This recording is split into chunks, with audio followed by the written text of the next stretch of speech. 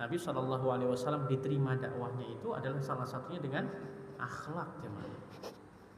Orang tertarik dengan pribadi perangai Nabi SAW.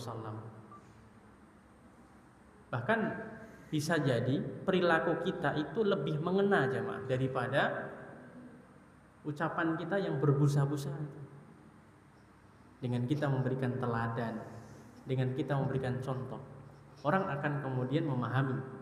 Jadi berdakwah itu atau menyampaikan itu bukan hanya dengan lisan saja jemaah, bahkan dengan perilaku kita, dengan perangai kita, akhlak kita, itu pun juga bagian dari dakwah.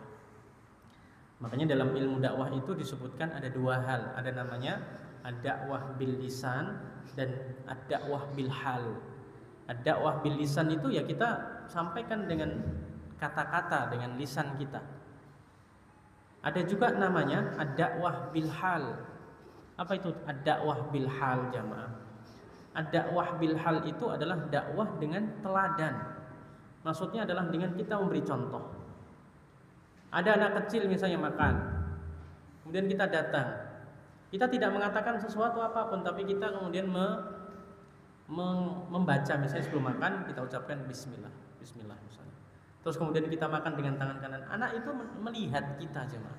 Tapi kita tidak mengatakan kalau makan itu tangan kanan, kalau makan sebelumnya berdoa, tidak katakan itu. Tapi hanya kita ya makan, terus kemudian bismillah, kemudian ambil tangan kanan. Itu orang yang melihat itu sedang menjadi objek dakwah kita jemaah. Atau apapun itu, bukan hanya dalam masalah ini, dalam masalah yang lain. Sholat misalnya, kita ajari anak misalnya, ini bukan dengan kata-kata nak itu sholat gini, tapi kita biarkan mereka ngelihat kita sholat. Ya, dalam artian di sini untuk tarbiyah ya, untuk mendidik, bukan riak, bukan, tapi mengajarkan anak sholatnya seperti ini, terutama anak kita ya, karena mereka akan melihat bagaimana orang tuanya sholat. Anak kecil itu kan ketika melihat orang tuanya sholat, kalau saya dilihat itu biasanya pertama kali itu sujud dulu ya. Tapi sujudnya bukan sujud seperti kita ya. Jadi kakinya lurus, kemudian kepalanya di bawah. Karena melihatnya seperti itu. Meskipun belum sempurna, tapi paling tidak mereka sudah tahu ini adalah bagian dari sholat yang suatu saat mereka akan memperbaiki caranya, berproses. Wa idastanshahaka fansah lahu. Apabila kita dimintai nasihat, maka kita wajib untuk memberikan nasihat. Wa idza atasa fahamidallaha fashammithu.